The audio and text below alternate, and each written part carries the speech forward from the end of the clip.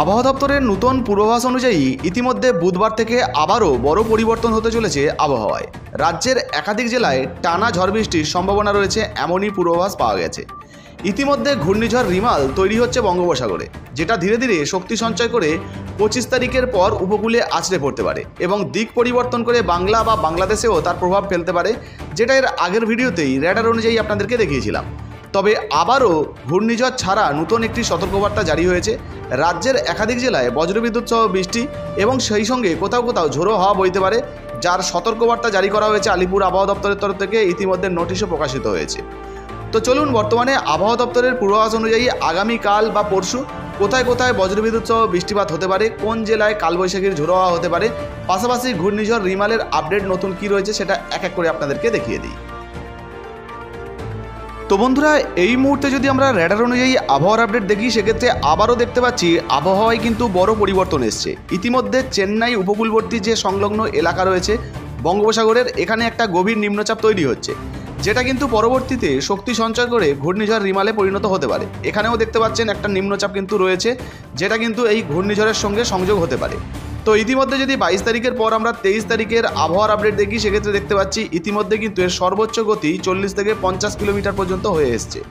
আর এই মুহূর্তে এই যে ঘূর্ণিঝড় বা নিম্নচাপ যেটাই আমরা বলি না কেন, পোর্ট ব্লেয়ার বা আন্দামান নিকোবর দ্বীপপুঞ্জের কাছে রয়েছে। সঙ্গে যদি আমরা থাইল্যান্ড দেখি, এই মুহূর্তে কিন্তু কিছু কিছু অংশ থাইল্যান্ডের এই সমস্ত ইয়াংগং এই যে উপকূলবর্তী এলাকা রয়েছে এখানেও কিন্তু স্পর্শ করছে। পরবর্তীতে আবারও যদি আমরা সময়ের পরিবর্তন করি, সেক্ষেত্রে আমরা 24 তারিখের দিকে দেখব ইতিমধ্যে আবারও কিন্তু ঘূর্ণিঝড় তার গতি পরিবর্তন করছে। এর আগে যদি আমরা দেখতাম, সেক্ষেত্রে কিন্তু এই মুহূর্তে 24 তারিখে এই ঘূর্ণিঝড়টা ধীরে ধীরে বাংলাদেশ এবং সেই সঙ্গে পশ্চিমবঙ্গের দিকে অগ্রসর হওয়ার কথা ছিল।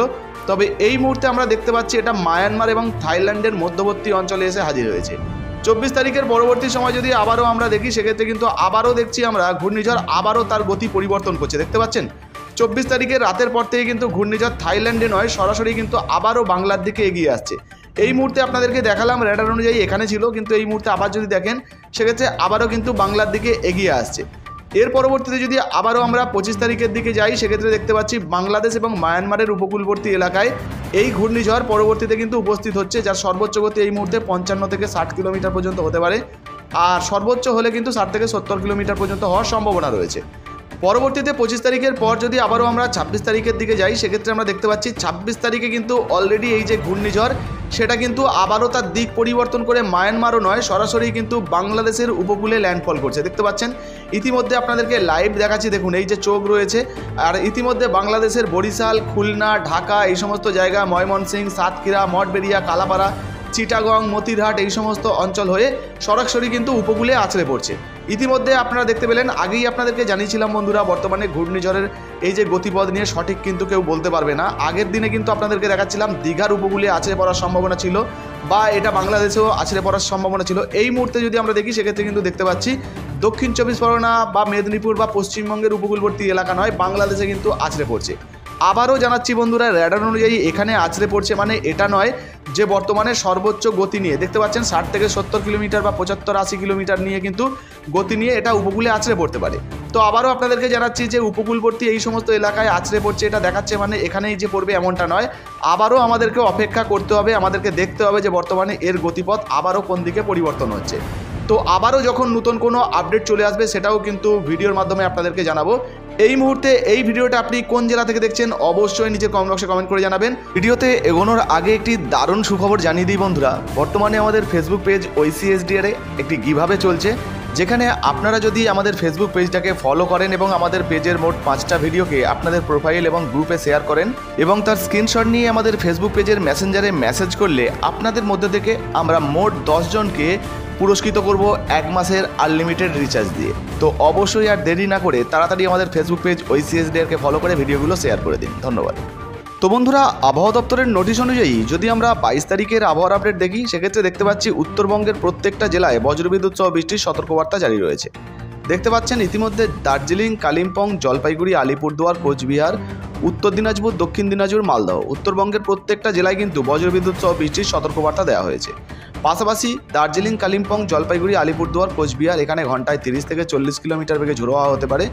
আর যদি আমরা উত্তর দিনাজপুর, দক্ষিণ দিনাজপুর, মালদহ এই 3টে জেলা দেখি, সেক্ষেত্রে আমরা দেখতে পাচ্ছি ইতিমধ্যে এখানে 40 থেকে 50 কিলোমিটার বেগে দমকা হাওয়া হতে পারে। পরবর্তীতে যদি দক্ষিণবঙ্গের দিকে যাই সেক্ষেত্রেও দেখতে পাচ্ছি দক্ষিণবঙ্গের প্রত্যেকটা জেলায় হলুদ সতর্কবার্তা রয়েছে, বজ্রবিদ্যুৎ সহ বৃষ্টির সতর্কবার্তা জারি রয়েছে। এই মুহূর্তে যদি আপনারা দেখতে পাচ্ছেন মুর্শিদাবাদ, পশ্চিম বর্ধমান, বীরভূম, বাঁকুড়া, পুরুলিয়া, উত্তর চব্বিশ পরগনা, দক্ষিণ চব্বিশ পরগনা, ঝাড়গ্রাম, হাওড়া, হুগলি, বর্ধমান প্রত্যেকটা জেলায় বজ্রবিদ্যুৎ সহ বৃষ্টির সঙ্গে ঘন্টায় 30 থেকে 40 কিলোমিটার বেগে কালবৈশাখীর ঝোড়ো হাওয়া হতে পারে। একইভাবে যদি আমরা 23 তারিখের আবহাওয়ার আপডেট দেখি সেক্ষেত্রে দেখতে পাচ্ছি উত্তরবঙ্গের দার্জিলিং, কালিম্পং, জলপাইগুড়ি, আলিপুরদুয়ার, কোচবিহার এখানে তেমন কোনো বৃষ্টির সতর্কবার্তা নেই। এখানে কিন্তু সবুজ সংকেত দেওয়া রয়েছে। তবে উত্তর দিনাজপুর, দক্ষিণ দিনাজপুর এবং মালদহ এই যে 3টে জেলা রয়েছে এখানে কিন্তু বজ্রবিদ্যুৎ সহ বৃষ্টির সঙ্গে ঘন্টায় 30 থেকে 40 কিলোমিটার বেগে ঝোড়ো হাওয়া হতে পারে কোথাও কোথাও। দক্ষিণবঙ্গের দিকে যদি চলে আসি, দক্ষিণবঙ্গের পুরো জেলা প্রত্যেকটা জেলায় কিন্তু সবুজ সংকেত রয়েছে। এখানে কিন্তু বৃষ্টির তেমন কোনো সম্ভাবনা 23 তারিখে দেখা যাচ্ছে না। তবে বন্ধুরা যদি আমরা 24 তারিখের আবহাওয়ার আপডেট দেখি সেক্ষেত্রে দেখতে পাচ্ছি উত্তরবঙ্গের প্রত্যেকটা জেলায় এই মুহূর্তে বৃষ্টির সম্ভাবনা নেই। মুর্শিদাবাদ, বীরভূম, পশ্চিম বর্ধমান, পূর্ব বর্ধমান, পুরুলিয়া এই সমস্ত জেলাতেও বৃষ্টির তেমন কোনো সতর্কবার্তা নেই। তবে যদি আমরা নদিয়া জেলা দেখি, উত্তর চব্বিশ পরগনা, কলকাতা, দক্ষিণ চব্বিশ পরগনা, হাওড়া, হুগলি, পূর্ব মেদিনীপুর, পশ্চিম মেদিনীপুর, ঝাড়গ্রাম এবং বাঁকুড়া এই কটা জেলা দেখি এক্ষেত্রে কিন্তু বজ্রবিদ্যুৎ সহ বৃষ্টি এবং বৃষ্টির পরিমাণ অনেকটাই বেশি রয়েছে। পূর্ব মেদিনীপুর, দক্ষিণ চব্বিশ পরগনা সেই সঙ্গে উত্তর চব্বিশ পরগনা এই কটা জেলা, পাশাপাশি পশ্চিম মেদিনীপুরেও কিন্তু বৃষ্টির পরিমাণ অনেকটাই বেশি রয়েছে এমন সতর্কবার্তা জারি রয়েছে। এই মুহূর্তে এই ভিডিওটা আপনি কোন জেলা থেকে দেখছেন অবশ্যই নিচের কমেন্ট বক্সে কমেন্ট করে জানাবেন। ভিডিও ভালো লাগলে ভিডিওতে একটি লাইক দিয়ে ভিডিওটা ফেসবুকে হোয়াটসঅ্যাপে বেশি বেশি করে শেয়ার করবেন। ফেসবুক থেকে দেখলে আমাদের পেজটা ফলো করতে ভুলবেন না। ধন্যবাদ।